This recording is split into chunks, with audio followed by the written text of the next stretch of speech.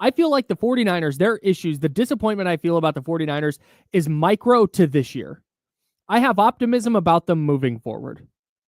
With the Kings, this is why I didn't want to say that the Lakers loss on Thursday night was rock bottom, because this feels like it today.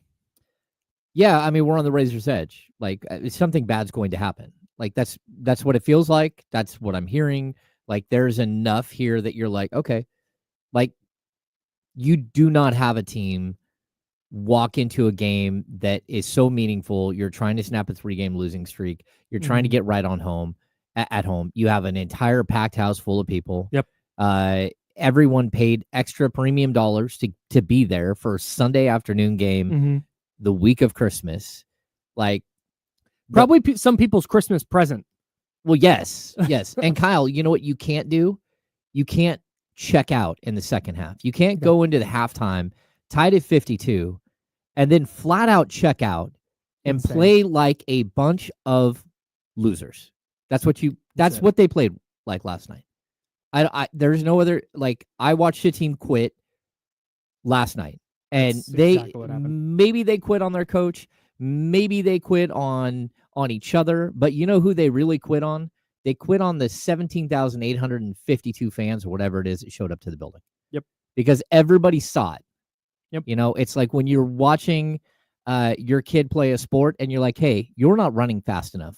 And you're like, no, I'm giving it all I've got. I'm like, you do realize that I'm standing in the stands and can watch you, and you're not actually moving fast enough. I know how fast you can go, and I can see that you're not doing it.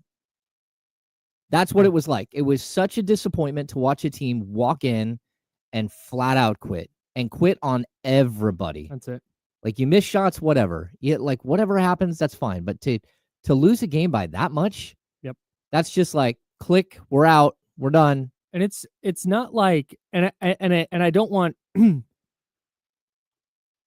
the Kings aren't good enough to say, well, they should have blown this opponent out. I can't, but they're certainly good enough to hang with the Pacers. Yeah. Can you stick with them a little? I didn't think, that's the thing, is I didn't think Indiana was doing anything outrageous yesterday. It wasn't like, oh man, you're just not going to overcome the Pacers when they play like this. Like you said, they were a step slow. They looked disinterested. They looked like they took a minor punch in the mouth and went, all right, we're done. Yeah, we're good. And to me, this is the first time for me. God, they went 15 of 48 from the field in the second half. 10 assists, 6 turnovers. Yeah, and I'm looking at this bench of Indiana: 4 of 8, 6 of 11, 5 of 5, 4 of 8, 2 of 2, 3 of 4. What did their bench shoot? Like 70%? Yeah. Like, what in the world? This was the first time that I felt like whatever the coaching staff is espousing is not hitting. And that's why last night was so worrying, because this isn't just like, oh yeah, hey, another loss.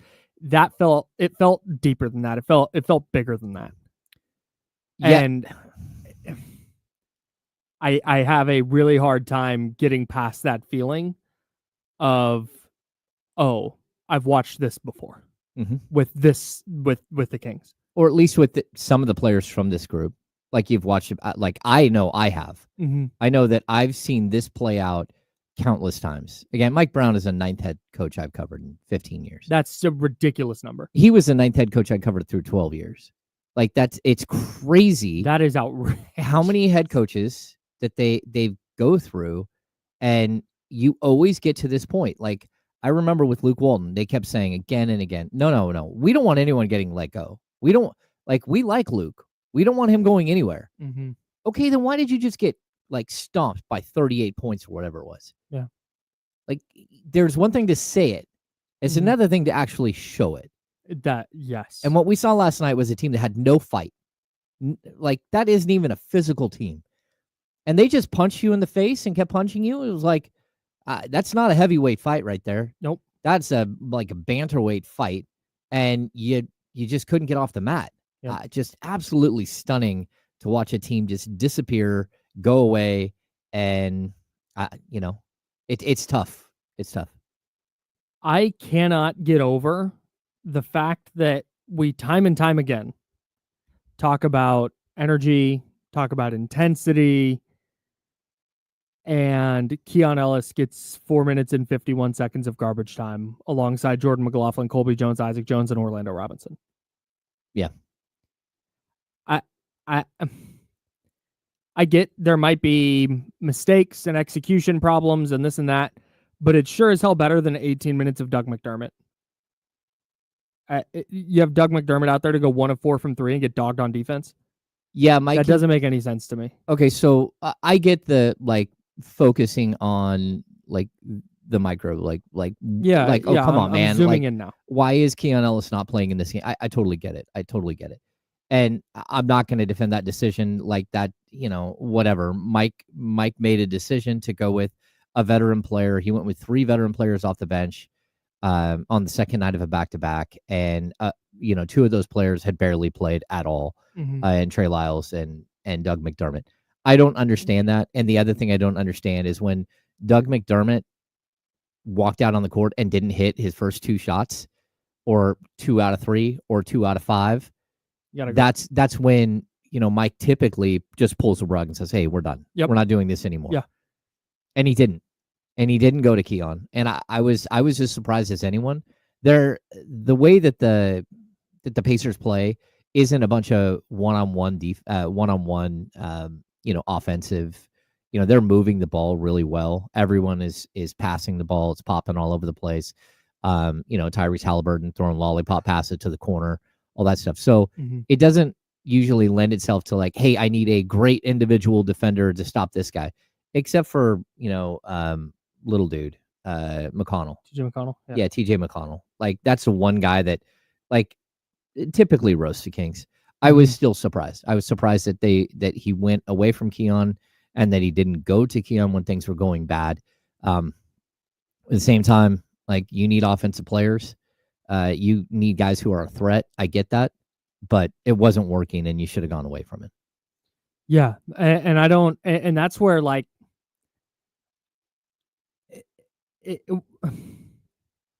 this is where it's more than one problem to me. And we talked about this. I mean, frankly, we've been talking about it for a week and a half, but it's why I can't sit there and go, you know what? If they change the coach, this is going to be a winning team, because I don't think there's a mix and match rotation that you can make that you feel really good about. And I also don't, I'm also not 100% confident that was, correct me if I'm wrong here. Are lineups and rotations 100% Mike Brown's decision? Yeah, I mean, for the most part. I mean, there might be some changes that have to, that I think there had to have been a group decision when it came to moving Malik Monk into the starting lineup. Sure. But he's not getting a call from Monty McNair or Wes Wilcox or whoever hey, Doug McDermott needs to play. No, not that I can possibly think of. And even when it comes to Malik, I'll just tell you, Mike has held him forever. For 2 years, he kept him as a 6-man, 2 years and 20 games, whatever it was. The entire time, you can see that the front office and the coaching staff were aligned, because when they were negotiating the contract, they did not put that as a stipulation. Malik Monk wasn't promised that he would be the starting shooting guard when he re-signed with the Kings. Right. That means that, because Mike Brown has nothing to do with that. Right. It means that they were at least on the same page as an organization when it came to that decision. Here's what worries me. And this goes beyond last night. I'm zooming back out. I'm getting away from the Keon Ellis thing. What worries me is that when we say there's more than one problem here, that the logical step is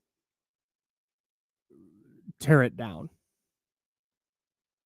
And that's why I didn't want to go to rock bottom after the Lakers loss, but then there was a second Lakers loss, and now there's a Pacers loss, and now the Kings, after going 7-8 through their first 15 games, and we were going, hey, that's not great, but here, look how soft their next 15 games are. And they went 6-10. No, that's not right. 6-9. Not nice. No. They were worse against a softer version of their schedule. Oh, yeah. This is a disaster. And it all comes back to, we can talk about Mike Brown and is the locker room listening to him and this and that. But it also comes back to, we talk about the Keon Ellis thing. The fact that that's their one move, like that's the rotation thing we talk about, is whether Keon Ellis played or not. Like, I'm sorry, maybe he helps last night, maybe he doesn't. I don't think if Keon Ellis plays 18 minutes instead of Doug McDermott, the Kings are winning that game. There's a deeper issue. Oh, yeah. But the fact of the matter is we can talk about that and go, oh, why this and that. Their roster is not good enough. Again, still. And so we can point to the coaching and we can go, man, they look like they quit last night. Yep. That's on the coaching staff. Oh, man, Keon Ellis should have played last night. That's on the coaching staff. Oh, Jay Crowder should be playing more. Okay, that's fine. But listen to that. This is not Tari Eason should be playing more. This is not like high quality rotation players we're talking about. Yes. And that's where, to me, if we're trying to play the blame game and we're pointing the finger at, let's just we're giving the biggest piece of the pie, because again, I don't think you can point to one thing necessarily. I think the biggest piece of the pie goes to whatever the heck's happening in the front office that has left the Kings roster woefully short for a third consecutive year.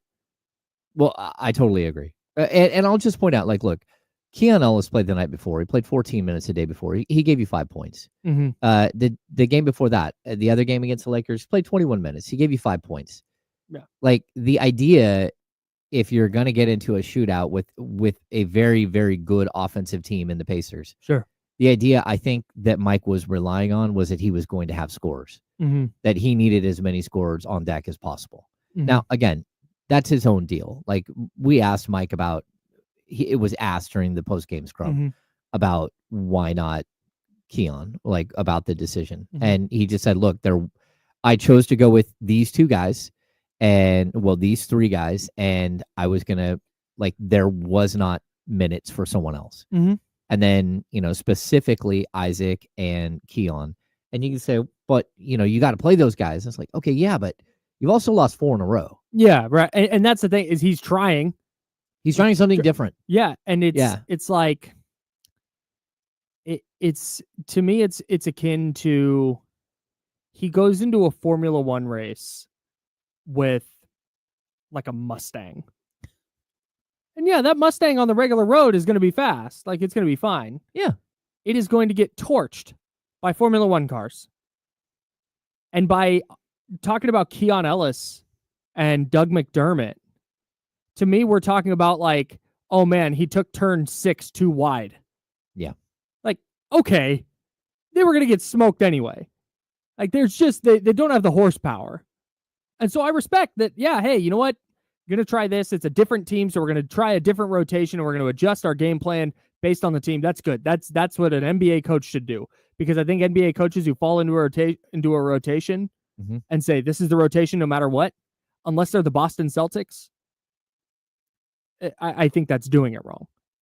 No, so I respect what he's trying to do. It's just Keon Ellis and Doug McDermott, like, that's the choices. Isaac Jones, that's the choice. An undrafted rookie free agent undrafted player and again on a 2-way contract. And again, this is not an anti Isaac Jones thing. I love him. This is I think he can play. I think he'd be a rotation player in the NBA. A, he's not there yet, but B, if the Kings going into this year were like, yeah, hey, they might be a play-in team, they're kind of yeah, maybe he plays more. But unfortunately, they have the burden of expectation now. Yep. And Mike Brown cannot, as the coach, go, all right, hey, you know what? Caution to the wind. We're out of it right now. So hey, here's Isaac Jones. Here's 15 minutes. Keon, you're just playing 25 minutes a night, no matter what. And this is just what it's going to be. We're going to get, because Mike Brown, I don't think, based on how the offseason went, I don't think he has that luxury. Oh no, he's playing first. He's coaching for his life. Right. I mean, he knows that. So he can't, if he thinks that, hey, we have to outshoot the Pacers tonight. All right, that's what they got to do. Yeah. They can't mess around with Keon Ellis specifically. I think he should have played more last night, to be clear. But on the other hand, you mentioned he had the 33-point game in the loss to the Hawks. In 14 games since scoring 33 points, he has scored 75 points.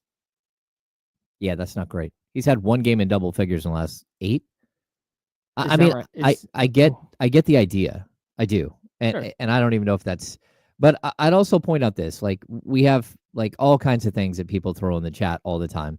And Mark, if I pull something up and I mention your name on the radio today, don't feel like I'm calling you out. We're just using some of the discussion that's going on in the chat to carry it over into you the are chat. an avatar for the larger conversation. Yeah, from Mark Wong. Instead of keeping an offense that was working and making DeMar adjust and fit in, they tried to have two styles, and it's way too complex. And obviously, everyone isn't bought in, is what I think the point is. Yeah. All right, so I'm just going to point out, like, yeah, the DeMar DeRozan thing.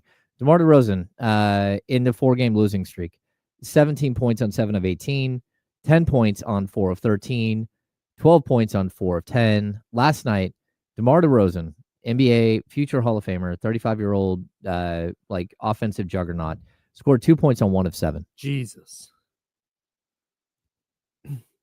That's not going to do it. That's not it. I don't know what to say. Like, you talk about a 4-game losing streak and what happens, and we can't say they're tired. Mm-hmm. We can't say he's tired. Mm-hmm. They just had 12, like 1 game in 12 days, or two games in 12 days. So what gives? Over his last 4 games, he's averaging 33.7 minutes per game. He's averaging 10.3 points on 33% shooting from the floor, 16% from 3. I don't know what to tell you. There isn't another option for Mike Brown to turn to if DeMar DeRozan isn't giving you 20 points. Yeah, there's not. And to Mark Wong's point about DeMar and the offense being too complicated, I think things got too complicated, quote unquote, because they didn't supplement the roster correctly. If you're going to have that top 4 of Fox, DeRozan, Keegan, Sabonis, and then I guess you'll throw Herter into the starting lineup, and then Malik off the bench and Keon off the bench. You don't need more dudes that need to have the basketball in their hands. Yeah, and that's why I think it's gotten too complicated, because it's like trying to hey, there's one ball. That doesn't necessarily the reason the like whole one ball thing. Mm-hmm. Because that was the big critique when Kevin Durant went to the Warriors. Like, well, there's only one ball. But that was a ball movement. Everybody's going to touch it. Pause. Everybody is going to get their chances. But Steph and KD, those are the 2 dudes. And that's kind of the pecking order, and that's how it's going to be. And the players supplemented what they were doing.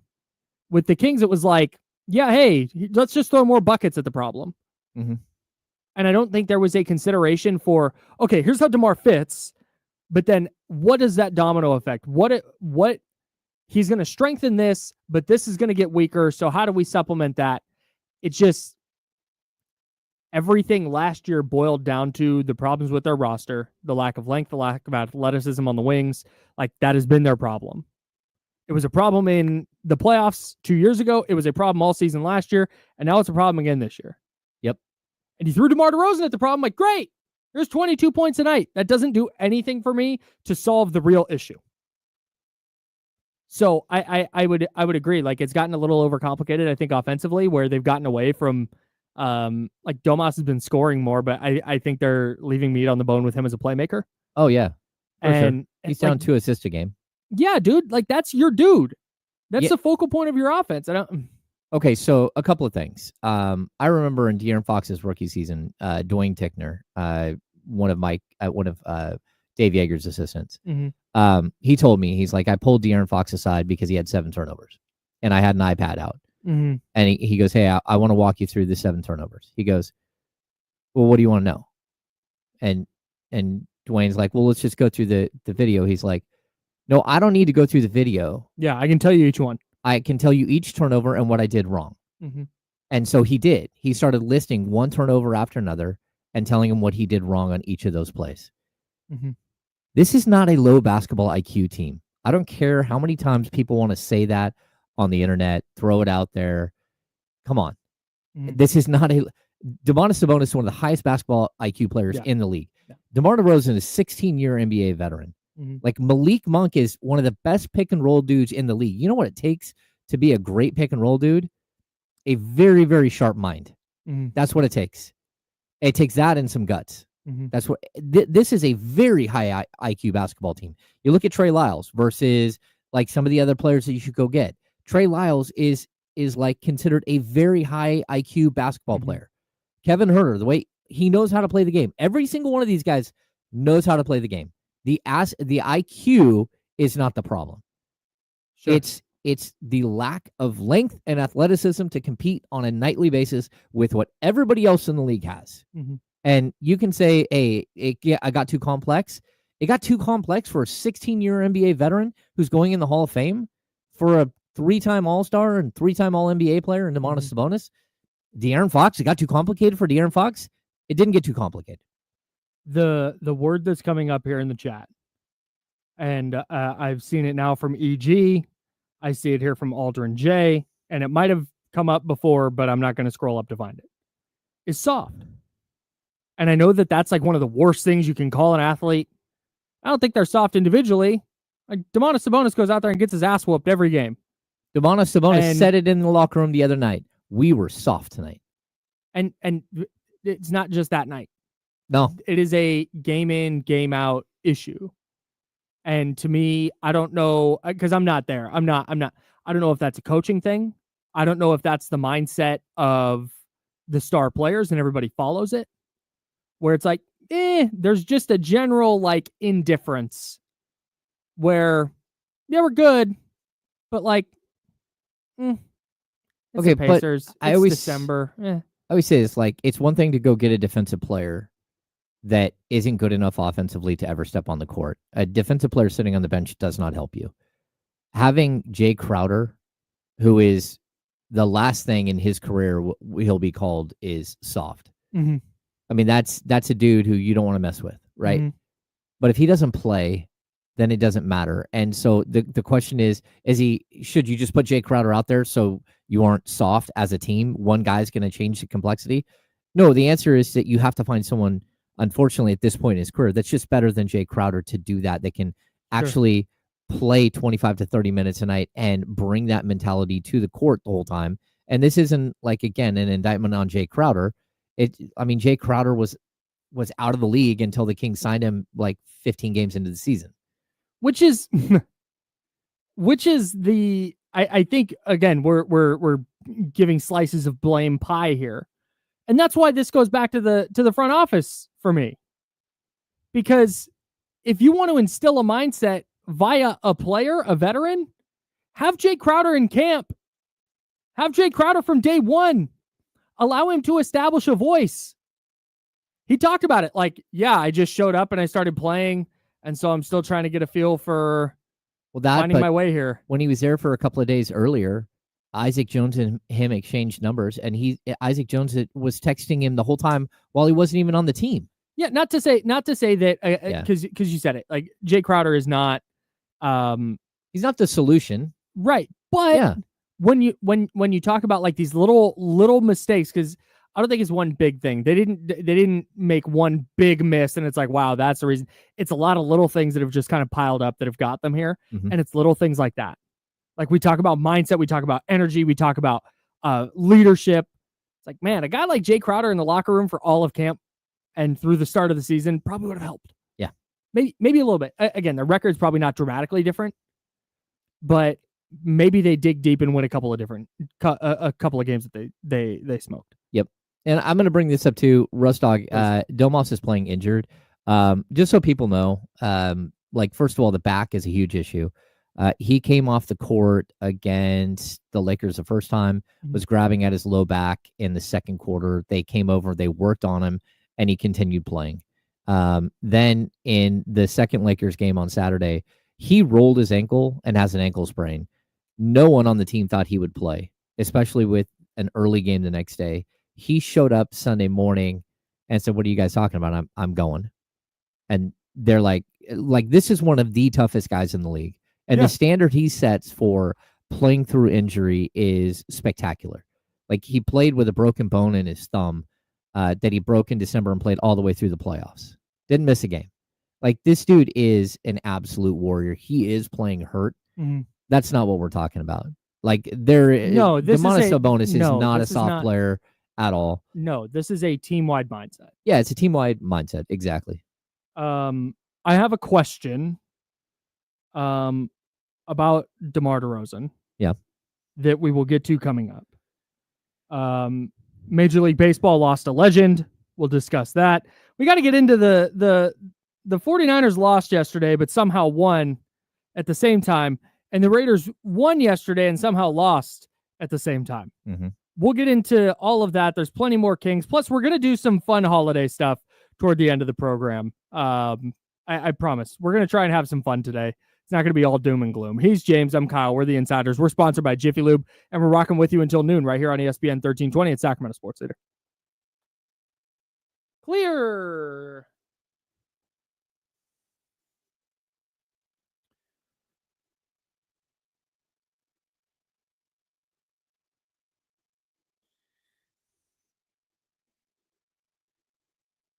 Six and 11 at home. They've lost 7 of 9 at home.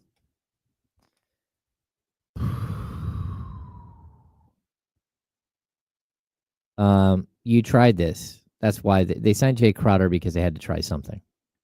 Because they knew that they had a problem, and they also, if you remember when they signed Jay Crowder, they started him on game 1 because they had multiple players injured at the same time. De'Aaron Fox, De'Aaron Fox did not talk to the media last night. Actually, they were supposed to bring 2 people to the podium. They told us they would bring Domantas Sabonis. That didn't happen. He spoke in the locker room about an hour and a half after the game, I believe. But I did not stick around for that because we had a lot of other things going on. Tom L., I don't know if the Kings were in on Najee Marshall this summer. I didn't hear his name mentioned at all.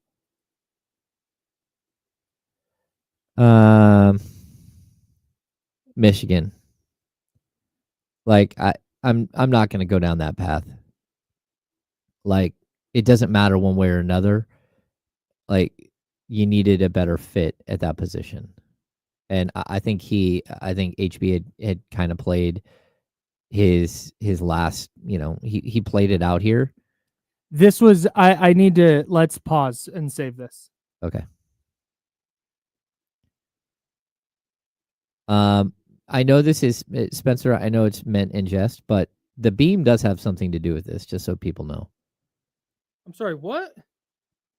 Opposing teams don't like the idea, and they do try to stick it to the Kings at home. Wow. But at this point, I mean, it's more of a novelty because it's not like they light the beam at home. This did not help, just so you know. Jordi Fernandez, like when you have a first lieutenant as a coach and you lose him, it hurts, and the repercussions of that have been felt.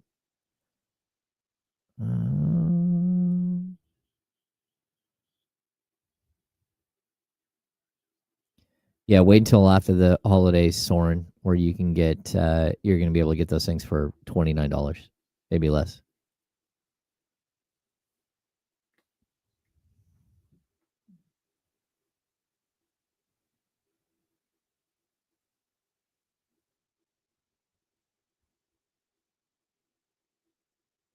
Yep.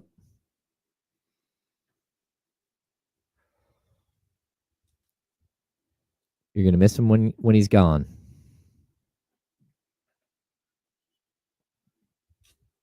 I feel like I had to do something. This is a very good statement, Roman. Remember that Crowder came in and did workouts for the Kings. Doug McDermott did not. And the front office chose to sign Doug McDermott right at the end because they were worried about the health of Kevin Huerter and Trey Lyles as opposed to Jay Crowder.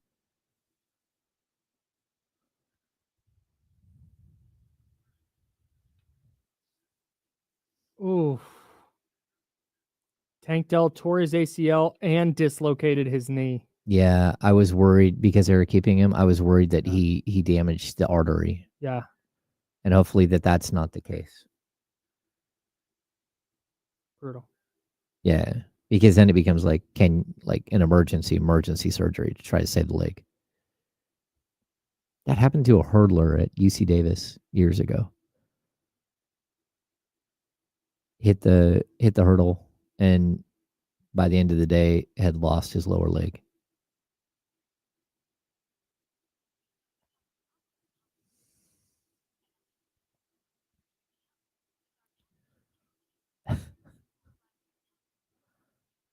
Tom L.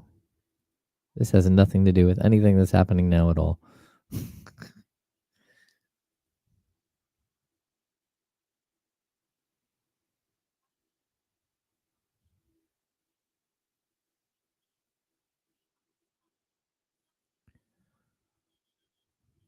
All right, let's hope this works. Here we go.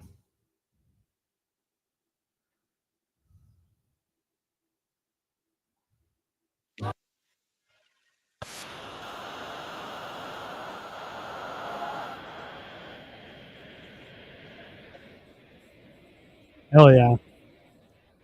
This is how we're going to get the vibes up with Brenda Lee rocking around the Christmas tree. Shout out. I'm doing my best, everybody. You're doing your best. Now let's talk about the horrible topic. Sam there. I'm Kyle Madsen, 916-909-1320, 916-909-1320. If you'd like to join the program, we're also leaning on the Chatty House today.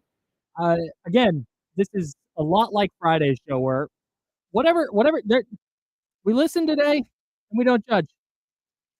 Whatever your take, let it rip.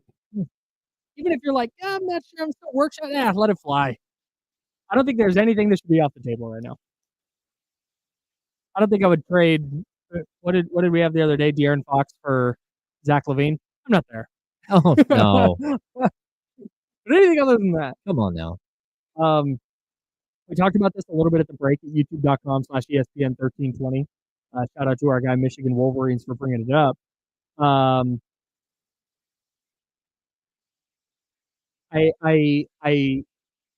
want to frame this correctly because I'm not sure the Kings would be better if they hadn't done the DeMar DeRozan trade.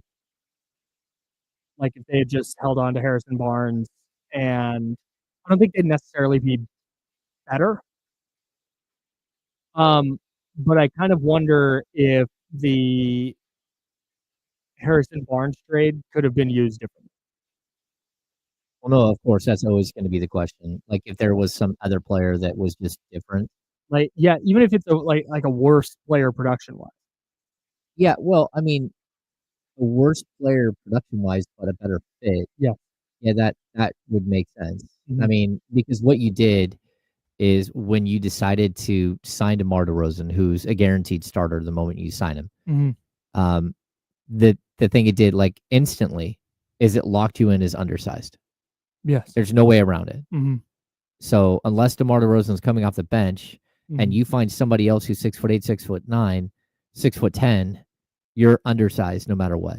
Mm-hmm. Like the biggest example of this was the Denver Nuggets game, where again you walked out and like DeMar DeRozan was defending Aaron Gordon, who mm-hmm. outweighs him by probably 20 pounds. Yeah, that's just not going to play. And just absolutely, the first thing the Nuggets did was go in the post and score on DeMar DeRozan.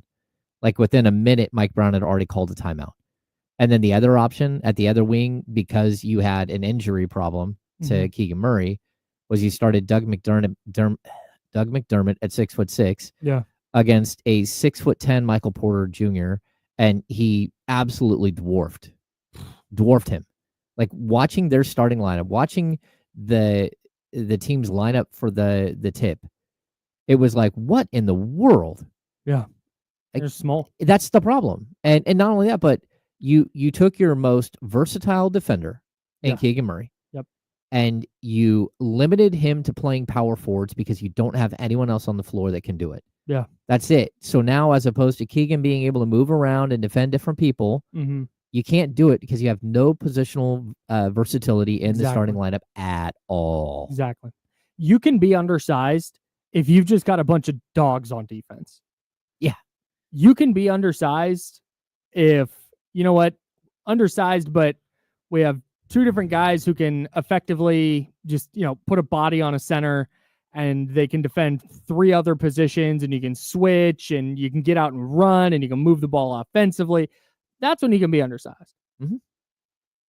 You can't do it because you have 6'6" Doug McDermott and 6'6" DeMar DeRozan and 6'3" De'Aaron Fox. It just doesn't.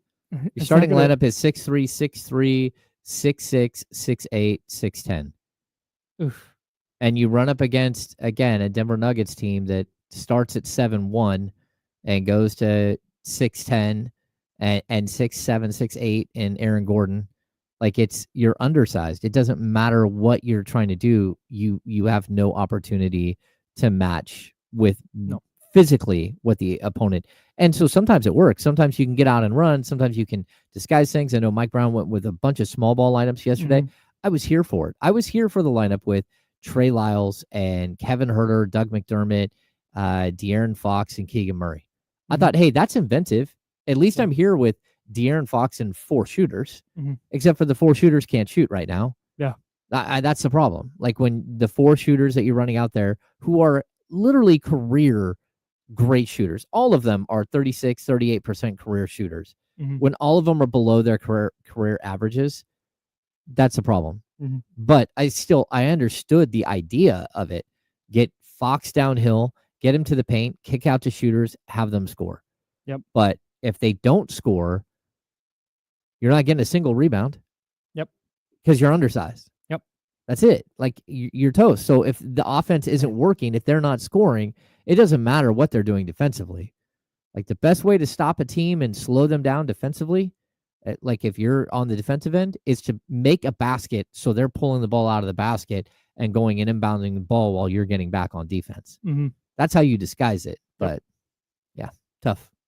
Let's get out to the Elk Grove Kia talk line. I pushed the wrong button. Mitch in New Jersey was on hold. Mitch, please call back. Oh, you hung up on him? I hung up on him. Legitimately, I was going to get to him, and I hit the wrong button. So, Mitch, please call back. I promise we'll get to you. In the meantime, we've got our guy Don on the line. Don, you are on the Insiders with Kyle and James. What's up?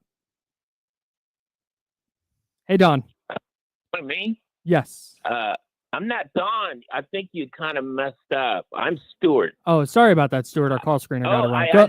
Go ahead. Hey, sorry, no buddy. Problem. Happy Festivus to both of you guys. Yeah, we're airing grievances today, baby. Yes. Hey, I'm going to let it rip. All right, so we need to trade Fox. I'm going to tell you why. Okay. He doesn't have the Kobe. He doesn't have the Jordan. He doesn't have the killer instinct to fire into these guys. And, I have him on my fantasy team. He's doing awesome for me. I love him on my fantasy team. But we need a guy who's a leader, which Fox isn't, because I'd rather see him traded. We'll just get Halliburton back and let's give him Fox. And I'll guarantee you we will be a perennial playoff team.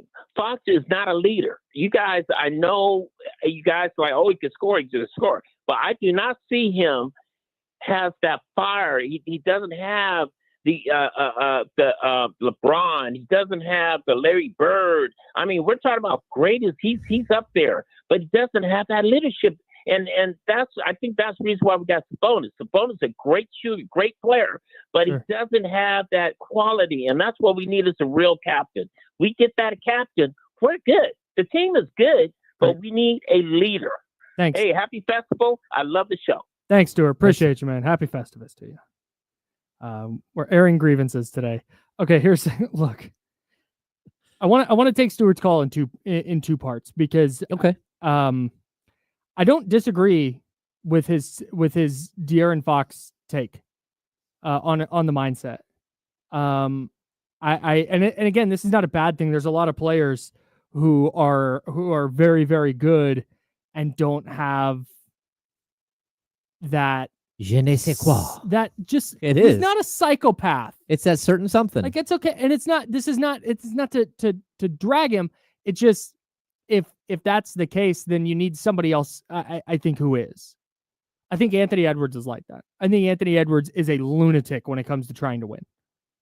And De'Aaron Fox picks his spots, and that's we've seen him have a lot of success. You don't score 60 points in the NBA on accident. Mm-hmm. You don't average almost 30 a night on accident. Like he's a very freaking good player. He is. But does he leave meat on the bone because he's not psychotic? Like, and it's not to blame. Like, dude, he has a great life, makes a ton of money. He has a beautiful family, and he hangs out, and he's awesome at basketball, and he's going to get paid to be awesome at basketball for a long time. And that's just what it is. And again, I don't know the guy. I have never met him. I've never talked to him. I don't know that what's happening with the Kings right now. I don't want to say it doesn't bother him, but I don't know that he has the mindset to just like single-handedly be like, all right, team on my back, let's go. We're going to win 4 in a row, and I'm going to average 38 a night in those 4 games. But also, even if he wanted to, I don't know if the team around him is good enough to do that. But anyways, go on. Well, and I don't know if the team around him is built to have him do that. I mean, like we talk about the 60-point and 49-point game. DeRozan was out both of those games. Sabonis was out the 49-point game. And Sabonis got hurt in the 60-point game. He either got hurt or he fouled out. I think he got hurt. Anyway, I don't know. I also think that having 5 years of complacency and winning not mattering in your career is a big deal. I think you're right. I think that like basically while De'Aaron Fox was getting better and better as a basketball player, just wins and losses didn't matter because that team and the franchise just wasn't. They can say that they were, but you know, the one guy who said, "Hey, forget everything else.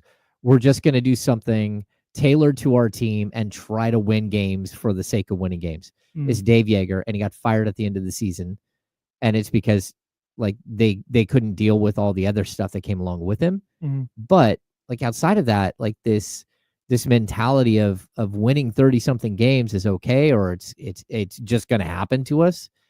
Like at a certain point, you get it with a player who just maybe that's who he thinks that like it's part of who you are. You can't just sit there and like not learn the winning aspect of the game for 5 years in the NBA.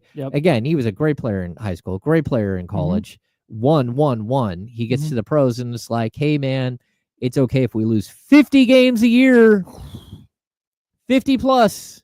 It's okay. It's crazy. You're part of the Kings. That's what we do here. That's crazy. But like, I get it. There's at this point, there's going to be a lot of finger pointing. Yeah. There's all kinds of finger pointing. And part of the finger pointing is because you don't want the stink of what's happening on you, right?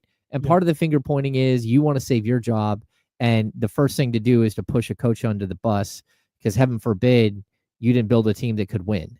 Like that's the first thing that's going to happen. But just so you know, the bus comes for everybody here. It does. Players don't rarely play their entire career in one spot. And they certainly have a beginning and an end. Right.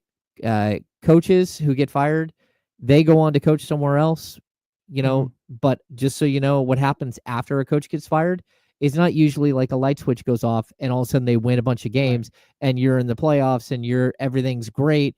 And the flawed roster for some reason looks so much better with Coach X there. Look at what the Bucks did last year. Oh yeah. Fired Adrian Griffin halfway through the year and were worse. Oh, they were bad. They were bad. And they brought in Doc Rivers and they brought in Dave Yeager and they brought in one other coach that. Oh no, Terry Stotts came in with Adrian Griffin and then left. Yeah, and I think they had Rex Kalamian there as well. Okay. Like they did good work to bring in coaches, but like that's just the game. Like it's hard for you to just say, okay, one coach is gone, now it's time we rally. And so just so you know, what happens after that is when the season spins out, which it most likely will, the next move is to fire the GM. Fire the assistant GM. Fire everybody involved. Yeah. Clean house. Because what you can't do is you can't have a GM who's on the hot seat hiring the next coach because that doesn't make any sense. Now you got to hire a new GM to hire a new coach because you're not. So here we go again. And that's where this whole thing, like I've been warning of this moment forever. We're at that moment. Just so everyone knows, we're at the moment. Like whether they're going to do something dramatic here or not. Like, and do I think that Mike Brown has done enough to save his job? I like being honest. Absolutely not. Your team is in the tank. Yeah, you can't be. What are they? 4 games under now? 4 games under 500 and Yeah. spiraling out of control. No. But at the same time, I understand the reasoning why his team is spiraling out of control. I'm confused as to how they don't show up in the second half and how you lay down against an Indiana Pacers team when you know you need a win so bad. But at a certain point, man, as players, like it's you who either makes the playoffs or not. Yeah. That's it. Like everyone here, like fans and everything, they have no say in that. They're just here to cheer you on and hope that you go as far as you can go. But as players, I don't understand just disappearing and going, hey, game over. Like I was wondering last night, where's the puke guy? Because that's what it felt like. It felt like the puke game all over again. Where's the puke guy? Where's the puke game? Because Where's the puke guy is the name of today's episode. Yeah, we needed it. We needed someone who brought levity to the situation. Because nothing is going as planned right now for the Sacramento Kings. That's James Ham. I'm Kyle Madsen. Jiffy Lube sponsors the show. The show is called The Insiders. We're taking you up to noon, then we'll hand it off to D-Lo and KC. Final show of the year. We'll be back January 2nd. But again, we're hanging out with you till noon today. I want to get to the second part of Stuart's call real quick, and then we'll get out to Mitch in New Jersey, who's back on hold. Mitch, we love you. Hang in there. I don't think let's go to the world where the Pacers would swap Fox for Halliburton straight across, and where the Kings would do that. I don't think it helps. Yeah. I watched De'Aaron Fox be the best player in a playoff series. I watched Tyrese Halliburton actively shy away from the basketball in a playoff series. He had moments, and they went to the conference finals. I get it. That was great, but I don't think Tyrese Halliburton solves anything for the Kings, to be honest. No, and I would also I'm going to pull up again. I like Tyrese Halliburton. Fine. This is not an anti-Halliburton thing. I don't think that's the solution. No, I'm totally with you. And again, if you're looking for somebody who, I'm just not going to say it. That's not the personality shift that changes everything. Yeah, so exactly. I'm gonna pull up Eric in the chat. Mike Brown couldn't win with a stacked Lakers team, noticing a pattern in his last few jobs. Just so you know, his last job, Eric, he won 3 championship rings with the Golden State Warriors, having one of the most incredible defenses that we've seen with no defensive players outside of Draymond Green. He also, with that group, they led the league in defensive rebounding every year, even though they only had 2 guys averaging 7 rebounds a game, and their third leading rebounder being Steph Curry. Yeah. So just to point out that, yeah, you can say what you want about 5 minutes with the Lakers, but Mike Brown came in with credentials, and through his first season here, he continued with those credentials. I don't think that this is Mike Brown will coach in the league for another 15 years as an assistant, or as maybe he gets another head coaching job if he's no longer the coach of the Sacramento Kings. Yeah, I think the Warriors miss him, but I don't know that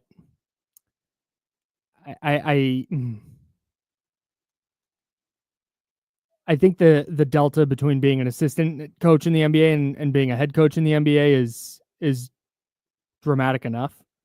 Well, I mean, if you watch the Draymond Green interview with De'Aaron Fox, he specifically asks about Mike Brown. He said, Mike Brown is a defensive guru. How could you guys not play defense for him? Yeah. He doesn't get it. Draymond Green had him as a coach and doesn't get it. Yeah. So sometimes it's not in your players' makeup to do that. But also sometimes you have to bring in players that are actually good defensive players to start. Sure.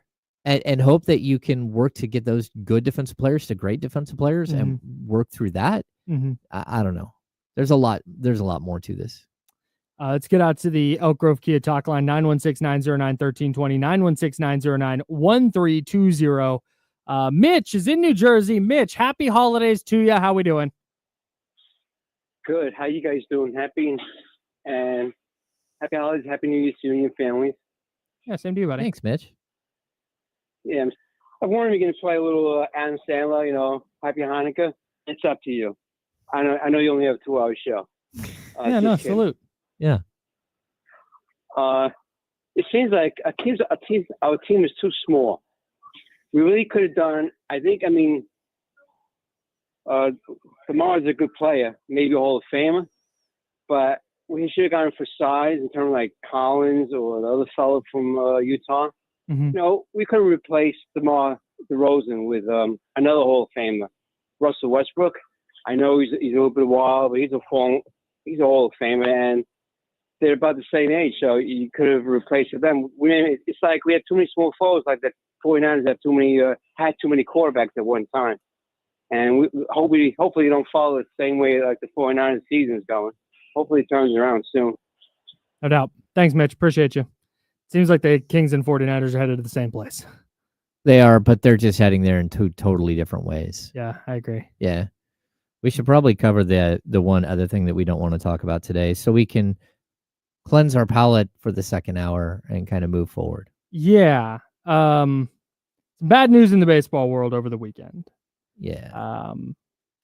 Hall of Famer, 10-time All-Star, MVP, 2-time World Series champion, Rickey Henderson, who played for 25 Major League Baseball seasons, died at the age of 65. Man. One of those, he is, I don't know that there's a player that I like more, despite the fact that when I was growing up, he was well into his career. Like by the time I started watching baseball, Rickey Henderson was like 40. By the time I was like cognizant of baseball. Mm-hmm. And to a person, ask any A's fan, and I'm going to ask you, ask any A's fan about, hey, who's your favorite player growing up? And any A's fan aged, I don't know, I'm 34 and I just missed it. So let's say 40 and older is going to go, the first name out of their mouth is more than likely Rickey. He was just that dude. Oh, yeah, he was that dude. He brought so much charisma, so much just moxie to the field. I grew up like sitting in the left field bleachers, and sometimes we would heckle Rickey just because we were teenagers and messing around and stuff. But I grew up watching Rickey from the beginning. Rickey came up in 1979. And to be honest with you, just like he changed the game. I mean, his first full league in the first full season in Major League Baseball, he stole 100 bases. I mean, like you were watching something we had never seen before.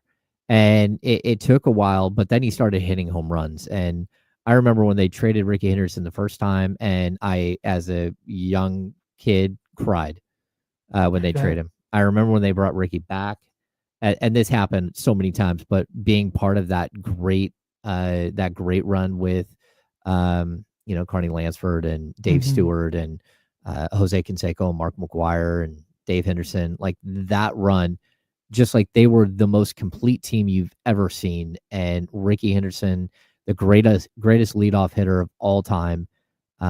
Just like there was something about him. The stories about him are crazy. Everything about him was bigger than life. And to lose him on something like this, where, to hear he's 65, first of all, everyone that I've talked to who had been around him in the last couple of years said he looked like he could still play.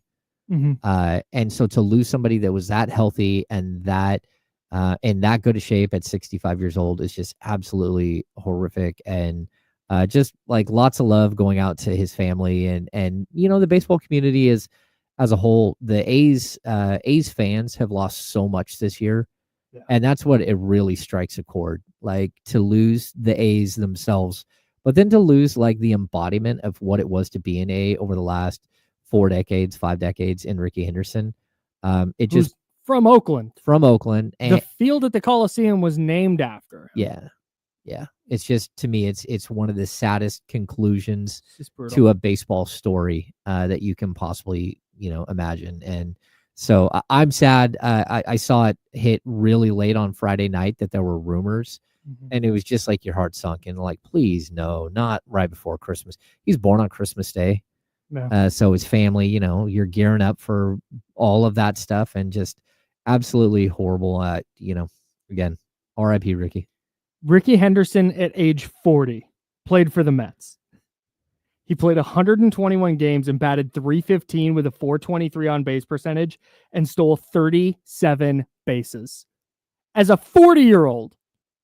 Dude, like just what Just he a was, gangster. he was, man. He just kept going, and you always felt like he could keep playing.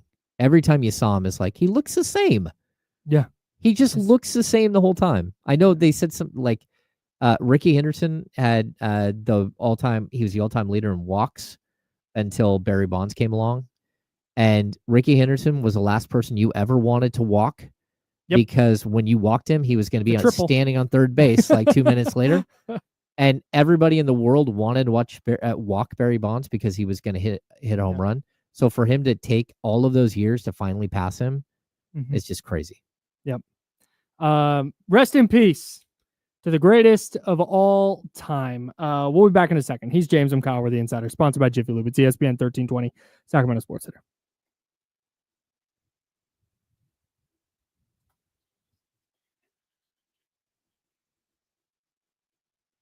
What's going on, everybody?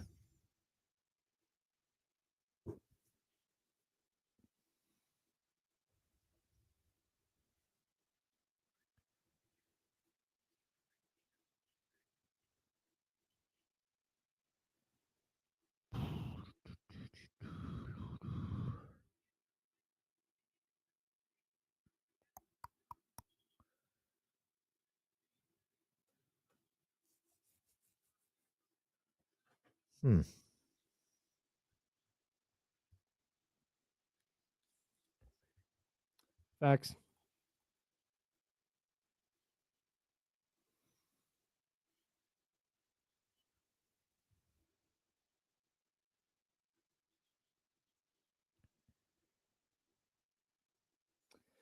Johnny G, I think you're asking for Christmas, not for Christ. What do I have for Christ? I don't know. I got a bad basketball team. How about that? We do.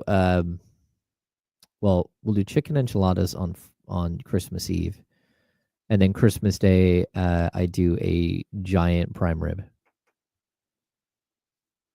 Shout out to my boy Eric, who has been unhealthy and in the hospital lately, who is usually my hookup for a prime rib. My guy, been friends since I was born, but just some health struggles. So shout out to Eric, who always hooks up the 5 or 6 rib roast, cuts the bones out, seasons underneath, ties the ribs back up. Oh yeah. Yeah. Don't know what we're doing for Christmas dinner. A little potluck with the in-laws, I think. Probably some ham. Different sides. Gonna be delicious. I'm making this thing that I saw on Instagram. It says to do it with like ground sausage. I'm doing ground beef. Pause to this whole thing just in case. But it's a pound of ground beef, brick of cream cheese, and then some cheddar cheese, and you mix that all up. And then you take 2 packs of the Pillsbury Crescent rolls and you unroll them, and then you layer them over each other so it makes a circle. Okay. And then you put the mixture around that circle, and then you fold them overlap. over. You fold the crescent rolls back over. This sounds healthy. And then you bake it. Yeah, dude, it's Christmas. I know. It doesn't count. The bigger thing I'm excited for is Goose Island, the brewery, does their Bourbon County barrel-aged stout. Oh. And I have one I've been aging for 2 years now that I'm going to crack open that I'm very excited for.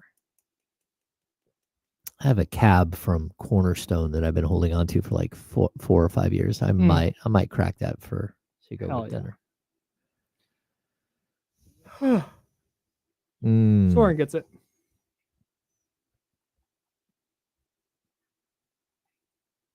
Facts.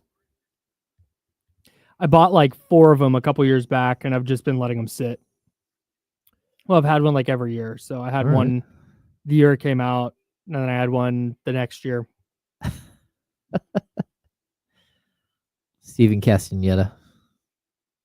Might be the move. You should do that and then watch Lindsay Lohan's Little Secret movie. Our Little Secret, great movie. Our Little Secret.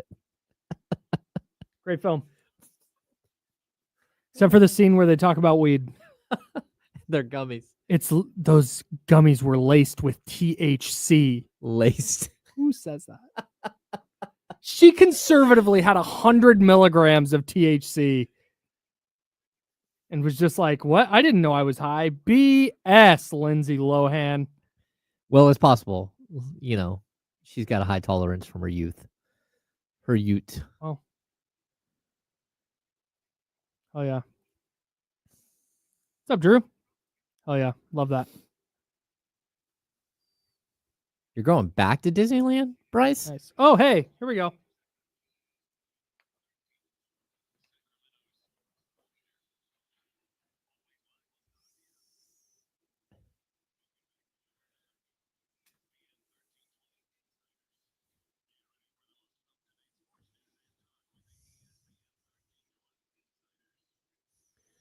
Hour number 2, that's James Ham. I'm Kyle Madsen. I'm rocking with you until noon. Then we'll hand it off to D-Lo and KC, and they will take you into the holidays. It is our final show of the 2024 calendar year. Maybe. Don't say maybe, Kyle. I don't know. If something wild happens, we might have to call an impromptu program. I don't know. Any breaking news yet? No. Nothing? Nothing. It's been all quiet on the Western Front. Too quiet, some say. Yeah. Here's what I want to do a easy radio bit here. Okay. Kings, 49ers, Raiders. Well, first of all, let's put a pin in the Kings thing just very briefly. The 49ers looked dreadful yesterday again. They lost 29-17 to the Miami Dolphins. They were eliminated from the playoffs officially before the game started, but ensured that was the case by playing terribly once again. The good news for the 49ers is everything else went right for them in terms of draft order. So because they lost to the Dolphins, the Bengals, the Colts, and the Cowboys, and the 49ers all entered yesterday at 6 and 8. So the 49ers picked 15th in the draft because strength of schedule is the tiebreaker. So if you have a higher strength of schedule, you get a worse draft pick. Okay. So with the other 4 6 and 8 teams winning and the 49ers losing, they jumped all the way up to 11th in the draft. And if the Saints win tonight, they will be tied with the 49ers. The 49ers still have a higher strength of schedule, so they'll be behind them. But it'll inch them closer to a top 10 pick. You're saying there's a chance. I'm saying there's a chance. Man, that could get you a defensive tackle. That could get you an offensive tackle. A right tackle that could be a left tackle in defensive 2 years. End. Yeah. You could get a really good player in the top 10. I think you can. Yes. So, and this is what I saw the conversation online yesterday. It's like, oh, should they tank? It's like, they don't need to tank. They're just not good. That's true. They have the Lions left who are gonna beat the hell out of them. Oh yeah. Lions are gonna win that game by 40. Yep. And if you think Dan Campbell and all them are not gonna hold a grudge because of the NFC title game last year and run it up, guess again. They might score 80. They are going to score so many freaking points. And then they have the Cardinals, who are on par with the 49ers, but they have to go to Arizona in that game. So there's a chance they might lose out just on accident. Like trying earnestly to win and still losing. No, I think that they very well, like that's a path forward for sure. Yeah. And like I said, I don't think it's like, oh, they're going to tank. Like, nah, I just think they're just not that good. No, I agree with you. The Raiders, on the other hand, won. They beat the Jacksonville Jaguars 19-14.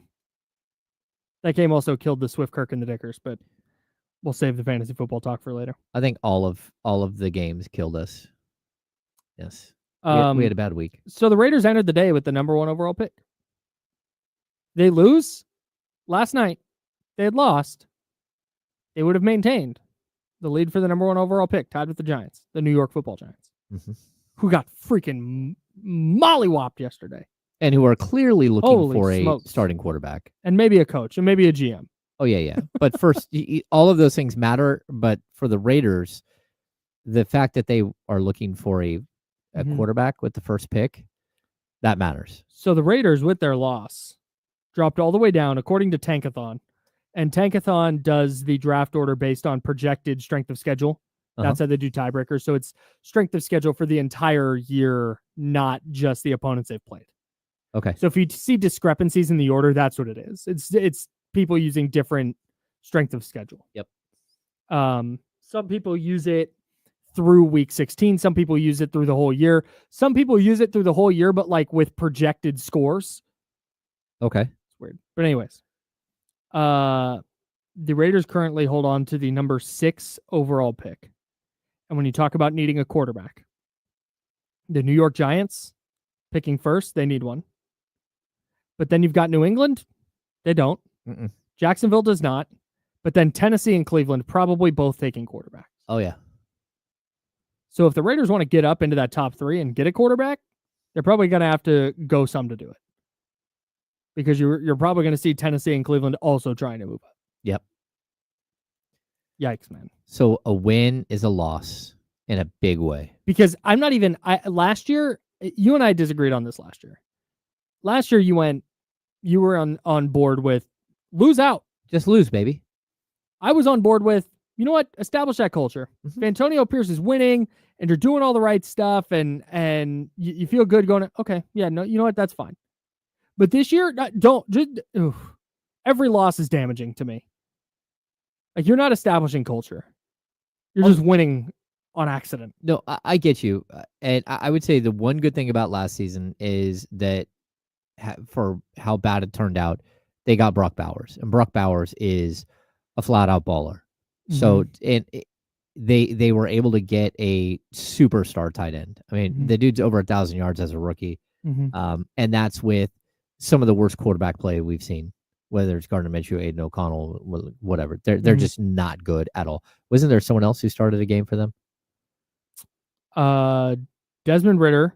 Oh, yeah. Gardner Minshew and Aiden O'Connell. Okay. Yeah. I mean, that's like not... Yikes. Yeah.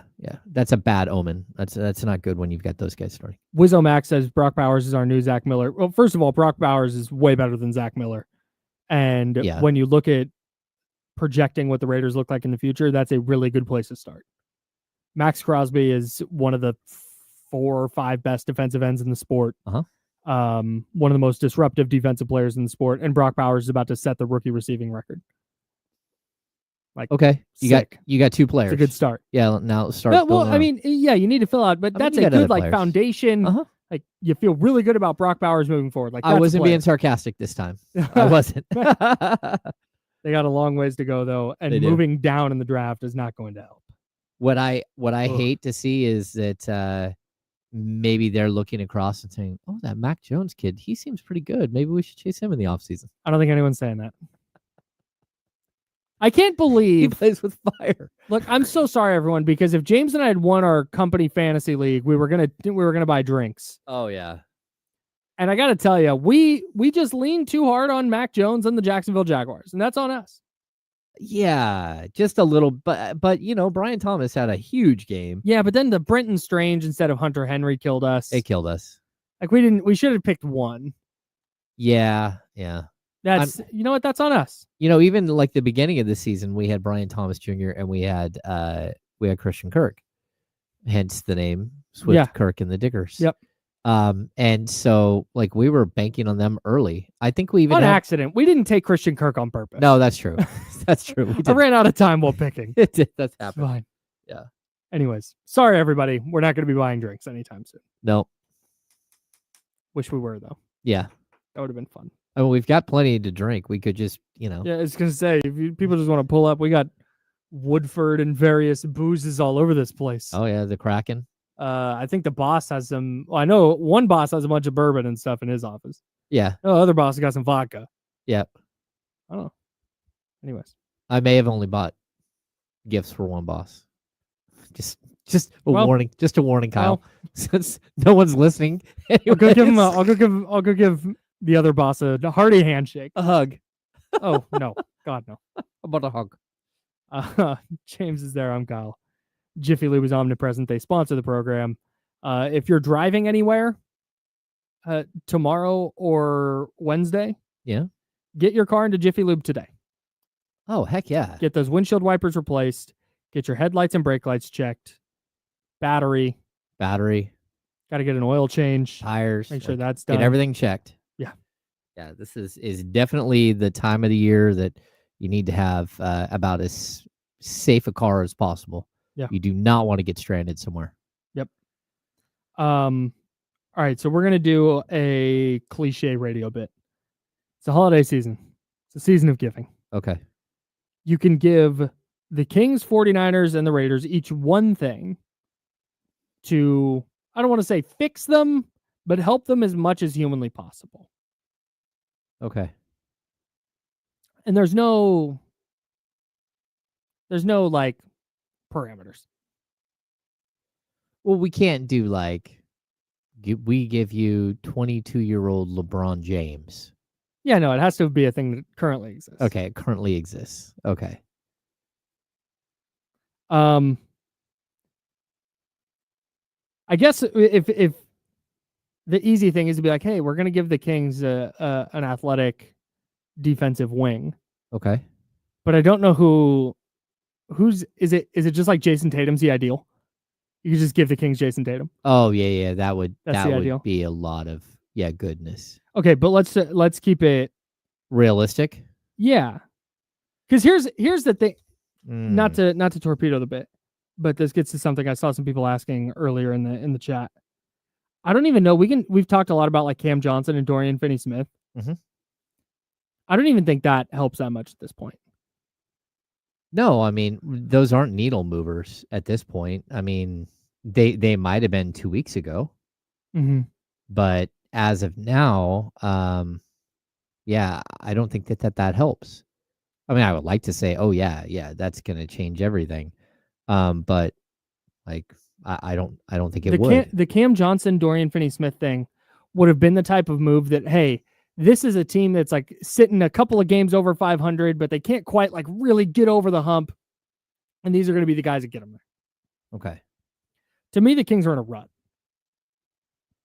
Okay, so and they're in a rut that Cam Johnson and Dorian Finney-Smith are not going to get them out of. Yeah.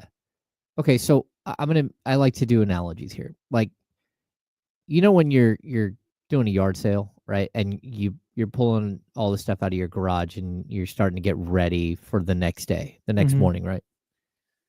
And some dude pulls up and says, "Oh, having a yard sale?" And you're like, "Yeah, tomorrow. Tomorrow we'll be up and running at like 8 a.m." And they're like, "Mind if I shop it early?" And you're like, "Yeah, I do mind." People do that? Oh, yeah, they do. They always want to get there before the yard sale starts. Mind if I shop it early? Yeah, but you're going to pay retail. It's like, no, the yard sale starts tomorrow. Okay, you still know I can't just browse for a few minutes and, I got cash. You're like, no, bro, I haven't even put stickers on stuff yet. Yeah. Right? And you're like, okay. I'm still preparing. And then they drive off and they don't come back the next day and you never see them ever again. But the Kings should have been that guy. They should have been that guy in September. They should have been that guy in the early days of October. Everybody knew the Nets were holding a yard sale. You should have gone to them early and got the players you needed before the first 30 games of the season looked like a team that just lacked everything that you needed to get before the season. Yep. Like it's like what we're talking about is like bailing water, your boat's leaking and you got a teaspoon and you're flicking water over the side. Like, hey man, the boat's going to sink. Yeah. Oh wait, I got it. Hey, wait, I found a solo cup here. I can sit here and bail out water while like you waited a little too long. You waited until your team decided to go 0-4 and to quit in a game. That's the moment where you waited too long. And realistically, the moment you waited too long was when you opened the season with a roster that was broken and you started signing guys that were available on the open market. And, not to be disrespectful, they're available because there's a reason they're available. Yep. That's it. It's the world you lived in. Yeah, I would. I saw Jaren Jackson Oh no. For the Kings, Kelly Oubre and Andre Drummond. If I could get a, I still like Jabari Smith Jr. or Oh, Tom L says Jabari Smith Jr. the other one is Evan Mobley. If there's a way I could get Evan Mobley, I think I would be in.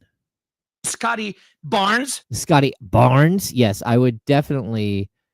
Scotty Barnes is a good one. Yeah, I've seen Jabari Smith a couple times. Lizzie said Jabari Smith as well. Joe Brazil says OG Anunoby. That's the homie Joe. Yeah, he'll be hurt. Yeah, he might not play. Adam L says Bam Adebayo. Oh yeah.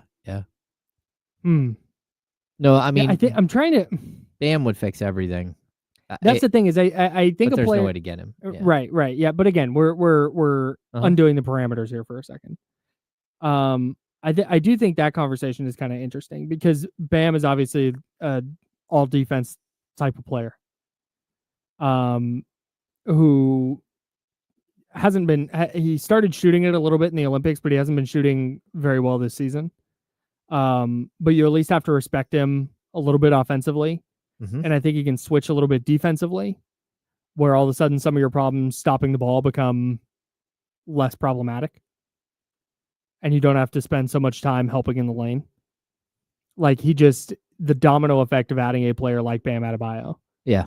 Or just a really, really high quality defensive big changes like the entire complexion of the Kings. No, I totally agree. I mean, like the player that you need to put next to Domas, it's not that hard to find. It's hard to acquire. There are players like that. There are players all over the league that are like him, but other teams aren't sitting there saying, okay, we're willing to give them up. They're not. So, again, Aaron Gordon is a version that like a different version than some of the other guys, but these long, super athletic, shot blocking, 3-point shooting fours. Yeah. If you can find a unicorn like that, it just changes everything. No, it does. And it's really tough because, there's all kinds of different versions of them, but you don't have one at all. And again, we talked about positional, like you locked yourself into like really, really strict positional things here. Yeah. You're not switchable at all.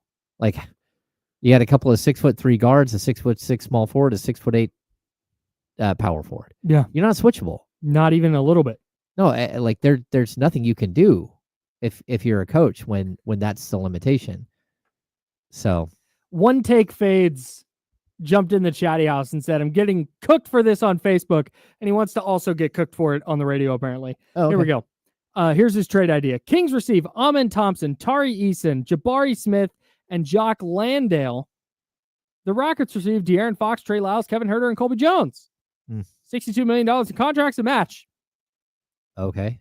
Brother, the Rockets, the only thing keeping the Rockets from hanging up would be that they're laughing too hard to hang up the phone immediately.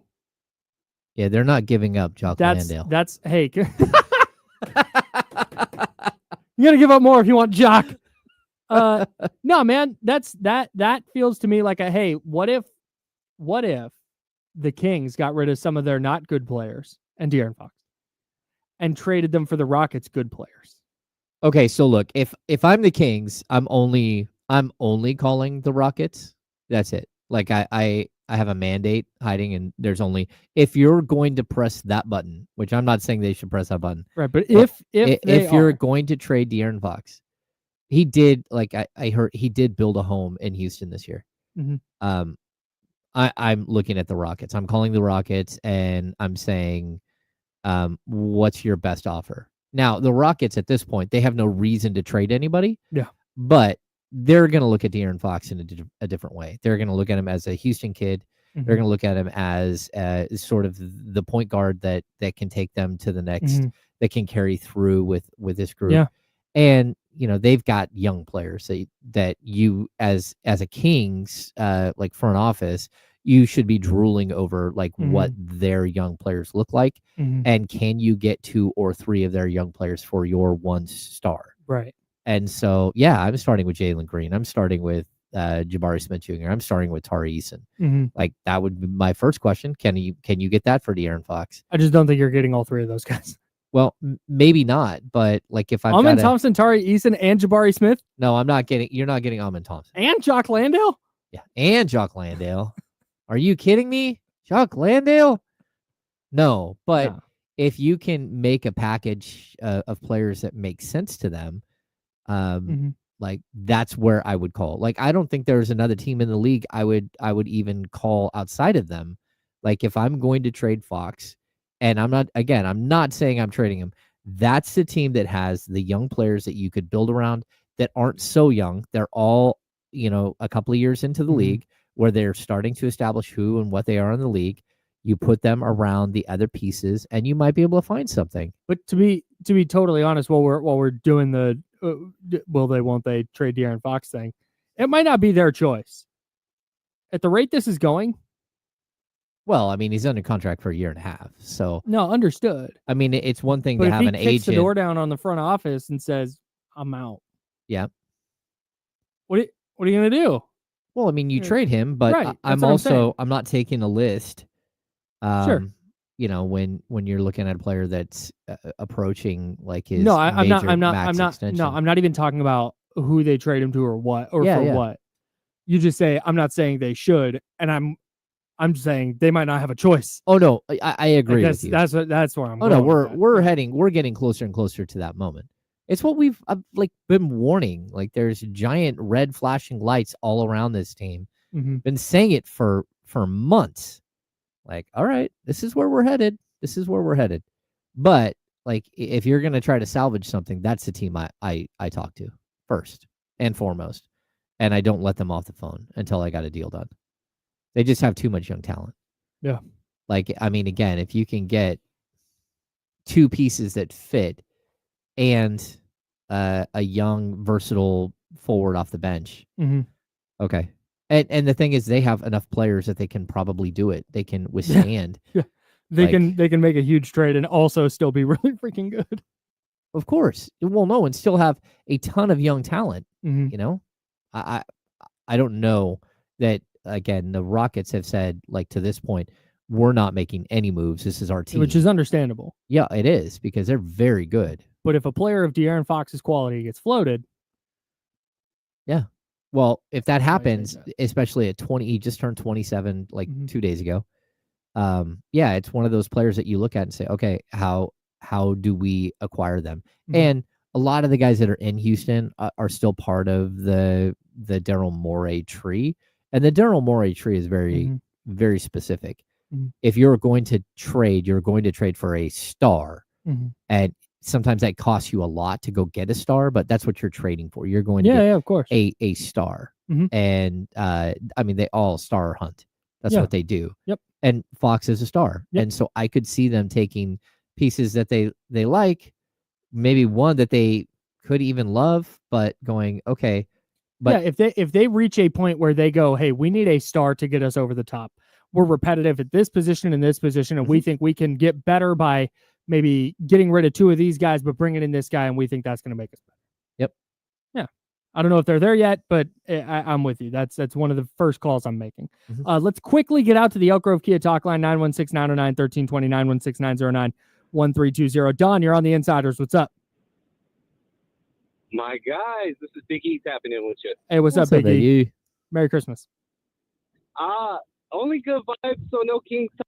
I just wanted to thank you two personally and Faraz because I'm in my fantasy league championship. So that's the only good thing I got going on in sports. Thank you, guys. Awesome, Big E. Appreciate you, buddy. Thank you so much. We love to hear it. Salute to Big E. All right, we got someone else on the line. Do we want to get to it now? Hey, whoever's on the line, hang in there through the break. We will get to you right when we get back, I promise. So hang in there. I know you can hear me. Chill there for just a second, and we'll be back in a moment and get to you. We'll have Christmas at ESPN 1320. We have gifts that we will open. Yep. Kenny will be here for the handoff. He'll be opening gifts. We're going to try and have a good time in this final half hour of what in the world is going on in there. I don't know. Just take a look at what's happening. That's what I'm looking at. That's Jesse there on the left. And sorry if you're listening on the radio. I'm pointing the camera at the window. That's Jesse on the left. And then Jonathan, our engineer, is currently standing on the table in Studio One. I'm expecting him to go off the top rope and just it's crush kind of what Jesse. I'm like an atomic elbow drop on Jesse. All right, let's have some fun. It's been a little bit of a bummer show, but we'll get to the phone lines and we'll have a good time to finish this out. He's James and Kyle, sponsored by Jiffy Lube. It's ESPN 1320, Sacramento Sports Hitter.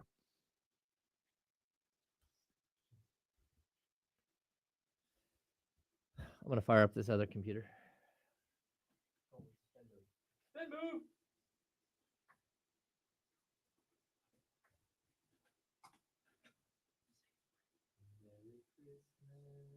Hey Jesse, can you hear me right now?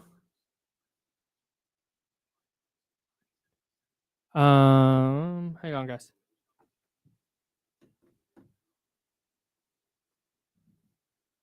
Can you put line 2 on hold? Put them on hold.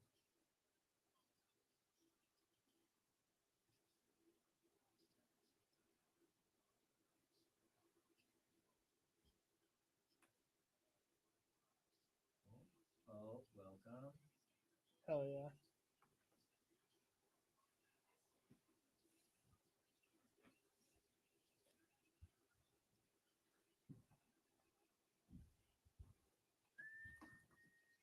Okay, Dr. Charlie O's here with cough medicine. Let's go. Let's We got cough go. medicine here, so everybody can feel My it. man. Thank you. Oh, beauty.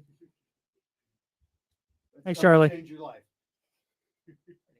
Well, Rittenhouse rye. Oh, yeah. Thank you very much. Yeah, thanks, man. My wife won't have to put up with me for the next 5 days. I'll Just sit in my chair going. drunk. Drunk Charlie hiding somewhere in the house. That's amazing.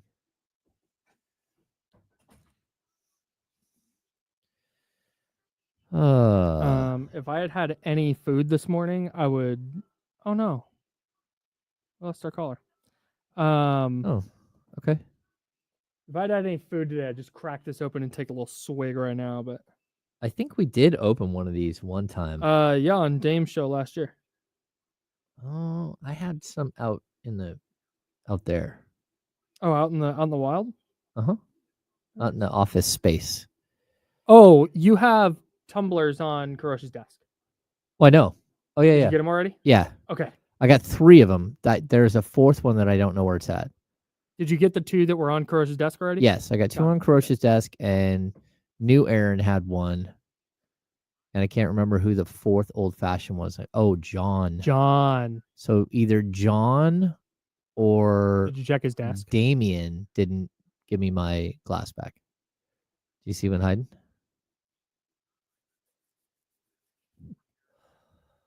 Oh. I got Jesse a case of Modelo. I just bought everybody Woodford. Except for you. You don't have Woodford. That's fine. I can't wait for you to open your present, Kyle. And Same. not because of what's inside. There's gags here. There's a funny moment that we got jokes? A funny moment will be had. Oh, great. 2 minutes. 2 minutes.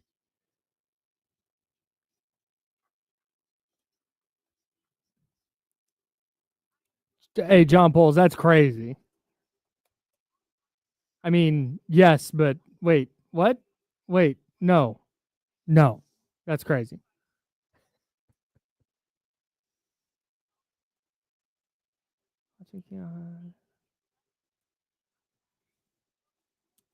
Keanu Ellis has never played in the playoffs. Yeah, he was a 2-way, right? Mm-hmm. Yeah. So he wasn't. 2-ways aren't eligible for the playoffs. He did play in the non-playoff game. Yeah, no, we lost. The Swift Kirk and the Dickers lost by 3 last night. Brutal. Tough.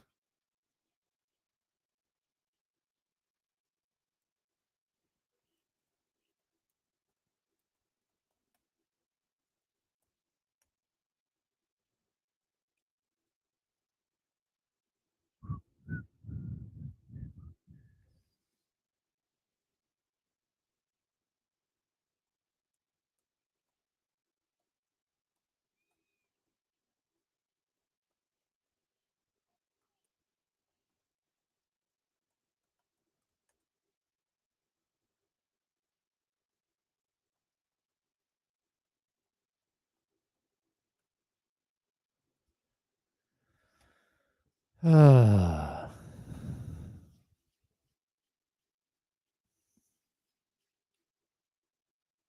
yeah, love the energy.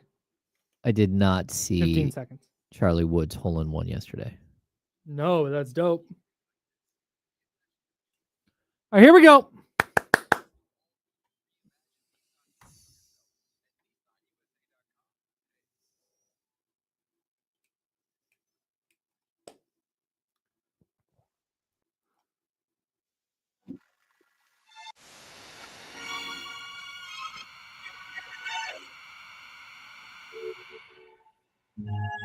Now, back to the Insiders with James Ham and Kyle Madsen, brought to you by Jiffy Lube on ESPN 1320.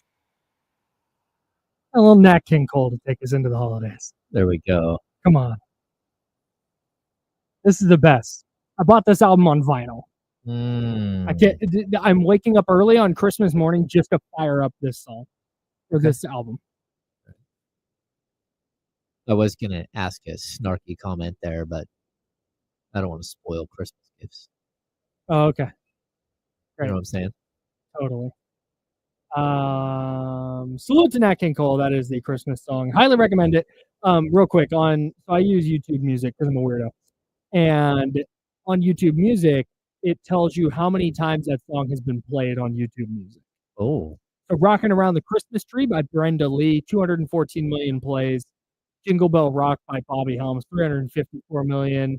Santa Tell Me by Ariana Grande, 628 million plays. What?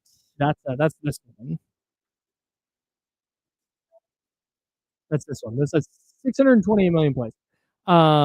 It's the Most Wonderful Time of the Year by Andy Williams, 138 million plays, etc., etc. Mariah Carey, All I Want for Christmas Is You, 2.1 billion plays. Is that's crazy. That's so many. I can't Billions. 2.1 billion. Wow. That is just Mistletoe by Justin Bieber, 620 million. And Mariah Carey's at 2.1 billion. That is a healthy amount of plays. Anyways, so many. It's the Elk Grove Kia Talk line, 916-909-1320, 916-909-1320. Don, you are on the Insiders. What's up? Kyle, Hammer, what's up? TC, what's good, bro? What's going on? Hey, man, just vibing. So, Hammer, man, I know, this might sound crazy, right? So, I'm not opposed to trading Fox, right? I'm not opposed to trading Fox, getting young players. And he's just the leader, just not it, lackadaisical. Like, we've been here 8 years, bro. Like, if you don't want to be here, bro, and you're ready to move on, it won't be the end of the world, bro, and we can get draft picks and get in here, right? So it's either going to have to be him or Keegan, Hammer, Kyle. Like, it sounds crazy, but we're going to have to bust that move. I'm already looking at draft picks in the first round. I like that center from Duke. He can fit right next to shot blocker, Jaren Jackson, the guy that we've been looking at, that blocker that put next to Domas. Take a look at his film, bro. This guy from Sedan. I like him. He's going to be a first-round pick, maybe a lottery pick. I like that kid, 18 years old. He's the guy to put in, bro. We can make a few tweaks. Don't get rid of Brown. Brown is here to stay. He's going to be the coach, bro. We just going to have to make a decision on Keegan and Fox, bro. That's the main question that we got to ask ourselves and get an answer. That's all I got. Great. Thanks, TC. Appreciate it. Yeah, I got to be honest. Like, the Keegan Murray thing is going to keep coming up. And, like, at the end of the day, like, Keegan is a really, really high-end talent. Whatever's happening here is not good. Like, watching a player just struggle. I think it was the last three he missed last night. Yeah, we talked about it. It looked like like you said, like shot soccer with two hands. Throw-in style shot at the basket. Yeah, it looked like he threw with two hands. I looked at Sean. I'm like, did he just throw that up with two hands? Like, what in the world just happened? It's like, to have an elite 3-point shooter, and, like, trust me, Keegan Murray has been an elite 3-point shooter for, like, in his college career as a rookie. I mean, he set the all-time rookie record for most 3-point makes in a season. Yeah. Like, this is an excellent 3-point shooter. To watch him look like he can't hit a three, I don't understand. I mean, he bricked that so bad. There was like DeMar DeRozan had a brick in I don't know what, like the second quarter, and it was like, what in the world was that? I think it was like a left of the top of the key three that just hit the backboard and fell down. Like, shocking. Like, what is happening here? Yeah. I don't buy the leg saying I don't buy it. I mean, 3 games in 4 nights, but come on. I don't know what to say about what they're doing, but I do think that there comes a point where you have to figure out who it is that you're going to move. And more than who you're going to move, who are you going to stick with? Who is your core? And I know, like on Friday, you were adamant that this core of Fox and Monk and Sabonis and Murray just isn't it. And I'm not all the way there, but I really feel like we're at a point where you've made it that's the only choice is which 2 or 3 are you sticking with, and you got to move the others because this thing is broken, and you let it get to this stage by being inactive and not doing your job. And now it's like, okay, well, you're going to have to fire this guy. You're going to have to trade this guy. Like, this is, if you didn't see this coming from a mile away, you didn't watch the 82 games last season, and you didn't watch the first 29 games coming into yesterday. You just like ostrich this thing. Put your head in the sand. Let me clarify that take because you're right. I said that core, it was time. Yeah. But I think that not because of faults with that group specifically, because I think if you had a team where De'Aaron Fox is a starting point guard, Keegan Murray's a starting small forward, Domantas Sabonis your starting center, and Malik Monk is your 6th man, that's the foundation of a really good group. I think the change they need to make is one that is so drastic that it is going to require them to give up one of that core. Okay. That we're 2.5 years into this. It's the same issue. Like, all right, you can't rely on them to sign the right guy. And it's not going to get easier to sign free agents. So you're not going to sign that guy. You haven't drafted him, surely. And I don't know what Trey Lyles and Kevin Huerter and a pick or two is going to get you in the trade market. That to me is the logical next step. Yeah. I'm with you. I mean, again, I'm willing to take a gamble here if I'm the Kings and see if you can fix things. I would hope that there's a way that this thing is fixable, but like, again, it would require the Kings to delve into the, possibly the luxury tax. Like, if I can go trade for Brandon Ingram today without touching the core of this team, the core 4 that, or even, if you want to throw DeMar DeRozan in that, you can somehow get Brandon Ingram. And I don't know how long he's going to be out for with his ankle injury, but if you could land him, I'm willing to take that gamble right now. Like, why not? Because the Pelicans are in the same situation you are, right? The Pelicans are in a situation. They're in a worse situation than you are. Well, I don't know how much worse it is at this point. I mean, I would like to tell you that 5-25 is way better than 13-17, but it's just not. Portland's 4 games behind the Kings. I mean, but at the same time, the Kings at 13 wins, the 5th seed has 15. Like, wins wise, you got plenty of time to make this thing up. If you blow this thing up right now, it's teetering on the brink of that right now. If you blow it up right now, you are saying that the season's over and this group of players is over.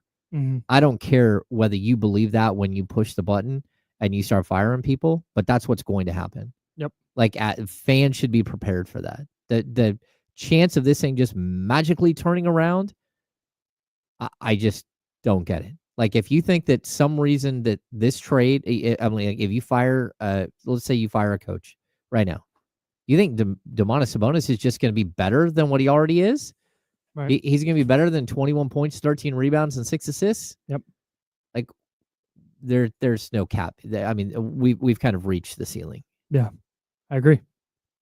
I'm right there with you. So, hey, it's Kenny Caraway. Let's shift gears and have some fun. We're going to try and have a nice time. I don't know if Damian is here.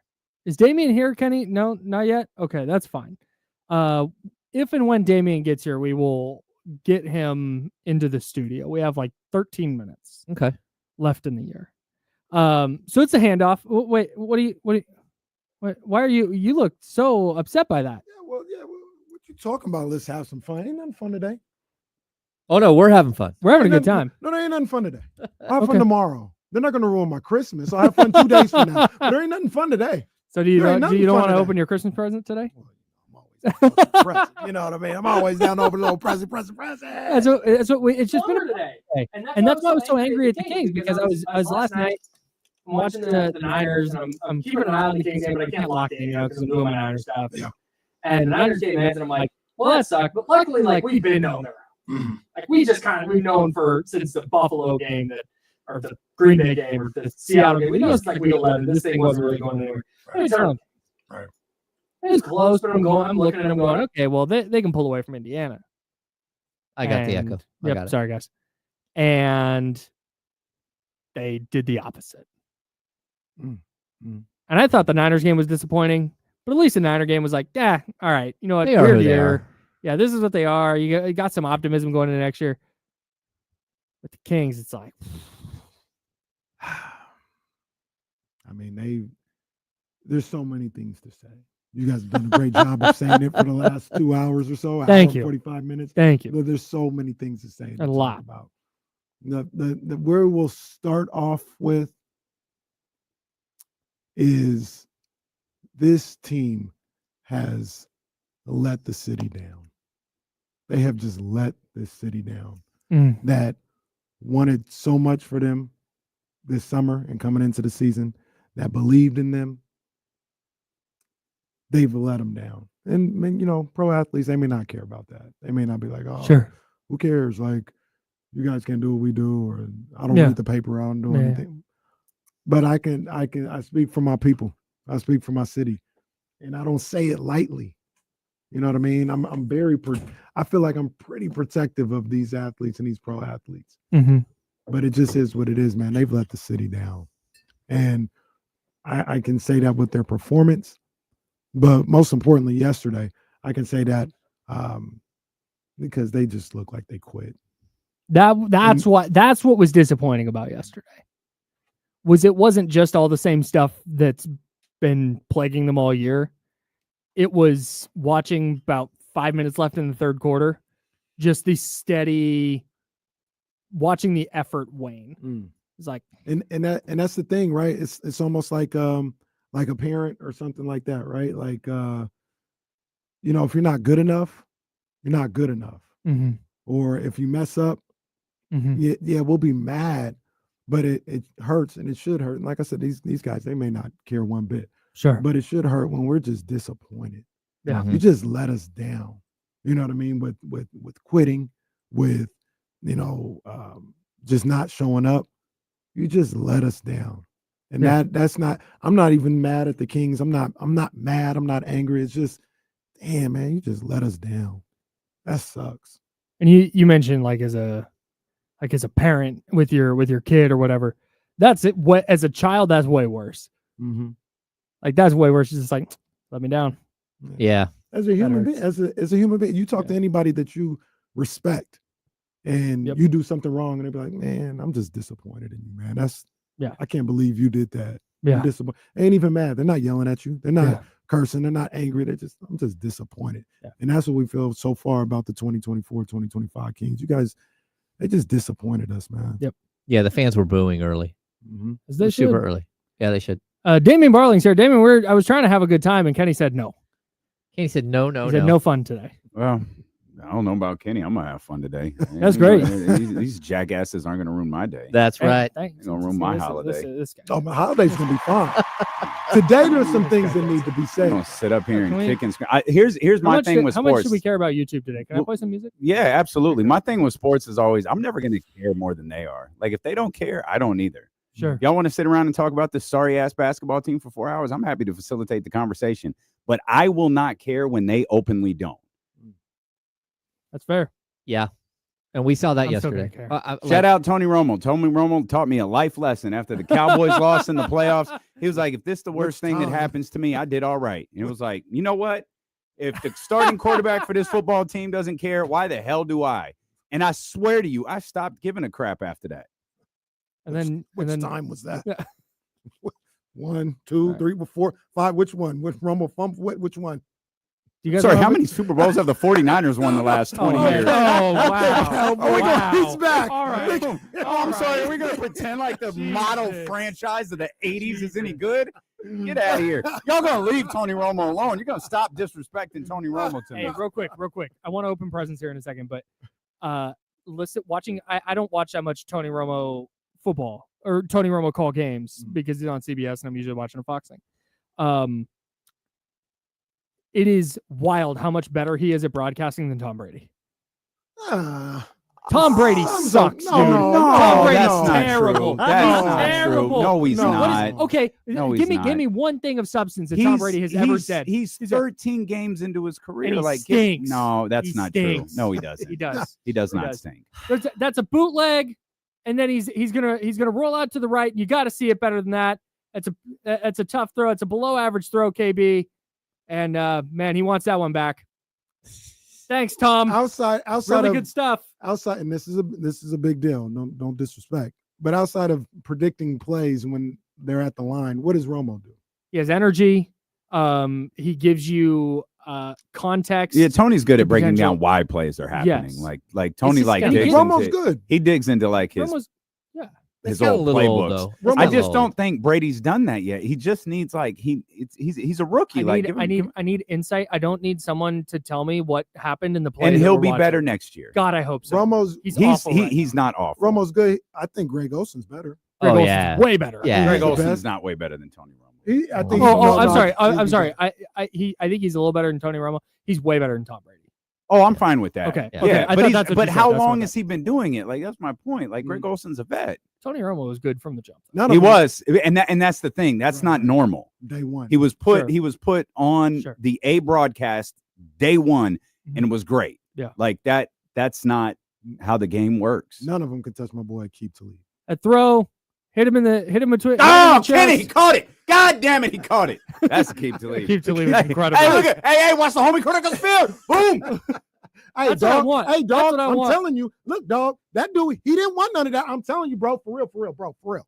Oh, bro, I think his leg is separated. Oh, man. You guys want to open presents? We got 5 minutes. Let's open presents. I did not bring presents. That's okay. No, we got. My No, that's present not. to No, you guys is me. Yeah, thank you. Thank It's you a for present. It's pulling a up. present. He's the gift that keeps on giving the whole Nice, year dude. long. For you, it's room and board. That's Kenny, would you like to go first? Sure. That's from me. The big bag is from me. Man. It's a big bag. Come on, man. What we doing? Hold on. Yeah, the hope big it's bag a is Trey from me. Lance jersey. I actually have. I one hope of it's a those. Tony Romo jersey. No, it's Oh, not. man. Hey, this is clutch. Right. Oh man. I need you to That's go Rich through. Paul. Oh, I need you to go through individually and say what each thing is. We got skinny pop, You have popcorn. Gigantic bag. Skinny of Skinny pop, pop. yeah. That'll We know what last time it is. until 4. Yo, these are the hottest candies Bro. in the game. The nerd clusters? gummy clusters. I mean, Elite. I've had them. Like Elite. they're good. They're great. But the kids are going crazy. Over Elite. these. Going crazy. These are the hottest candy of 2024. Yep. The nerds gummy cluster. Big ups. Peanut M&Ms. You know what I mean? Obviously. You know what I mean? Obviously. Let's go. Resealable bag. I need you to read the next one verbatim. All right. Well, Yep. why do I need to? What did he give you? Come on, man. This is What is it called? crazy. What does it say? No, this is crazy. What's though. it say? Nature Valley. What's the rest What say? kind? There's a lot of different kinds of Nature Valleys. Chewy granola bars. Not Yeah, what but it like what says. kind? Almond, dipped in almond, butter coating, bursting with almonds. Okay. Well, that's crazy. There's going to Can be I see it? bursting. Can I see Sure, the Go box? ahead, read it. Read the box. Go ahead. It's called No, read- sweet. It's called sweet and salty nut. Oh, That's what Kenny has. Sweet and wow, salty that nut. sentence was crazy. That's what Kenny has. Yo, chill. No, am I wrong? Kyle gave Kenny I sweet and don't salty know. nut. He Is did. that what he did? He did. Yes or no? Kyle, Well, I mean, it's that's right what it was here. in the bag. Everyone's watching. Everyone's watching. Flags everywhere. Flags everywhere. Everyone's That's watching. The amazing. benches have cleared. And then the last one, a big old. You mix it No, Kenny. I don't think you I don't gifted think, Kenny like he's. I don't think any 8 of this years old. is leaving the office. It's amazing. That's the great thing about this. I don't think It's any of not- that stuff's lasting till 4. And thank God we only have one show today. It's early. True. Okay, you guys have to open these gifts together at the same time. Same time. Here, this looks. You got a little Woodford. This Woodford's looks like great. it's not gonna make it through the break. Yeah. Through the Christmas break. I like that. A beautiful ham family. Well, we got Love 2 opening minutes. Yeah, we got about Minute. unless you guys are okay starting a little late. Oh, come on, man. Oh, yeah. Oh, let's go. Yeah. Let's go. Let's go. We got We a ain't gigantic box Let's go. of 20 little bites. These Which fools of love these their, little- their little Now, bites. These might make it might not make it so Man, full. this- I'll tell you that. This is horrible. These are the snack of 2024. I'm This telling is you. crazy. Little bites. These are just absurdly delicious. There They're it really is. good. There it is. Thanks, James. I love little Look at bites. both you guys bringing holiday joy on a day when the Kings don't. Trying our best, man. We don't let them mess with our vibes. No. I'm At least we try. I'm gonna be good at 4. You know what I'm saying? I'm gonna be good. I did Jesse and then with no. Well, you guys might not be happy, but I'm pushing forward through snowfall. I'm good. Nice. But before 4, or at least before 2, they got to get these verbal hands. That's fine. This is ridiculous. That's fine. ridiculous. Kyle, you got to open yours. Okay. And you open yours. I've decided I'm starting a tradition. Look at the beautiful. Oh, hands. yeah. A tradition like no other. More A flannel. New More York flannel. Knicks flannel. And that's a beast too. That's Hey, a that's heavy ass nice. flannel. That It is is a nice. heavy ass flannel. Nice. Hey, that's so funny. That's Isn't it? Is really this the nice. box I gave you last year? That's so funny. That's the point. That's so funny. That flannel is nice. Man. It is. It's really nice. I almost Very bought nice. myself one. Yeah. And James and I can match. We got. Oh, hell yeah. I got another ham family card.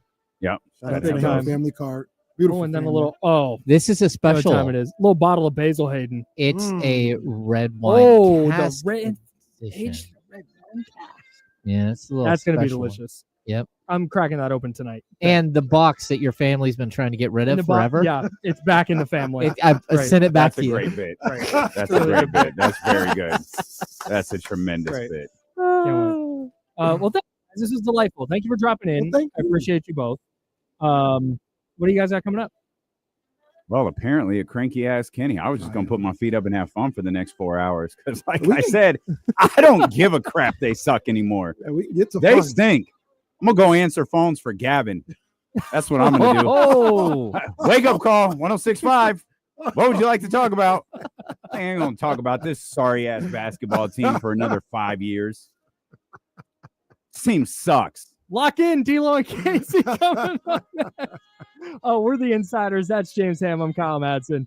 Thanks everybody for hanging out with us this year. We will be back January 2nd, right here on ESPN 1320. Until then, everybody have a safe and happy holiday. And until January 2nd, 2025, drink water and be nice to people.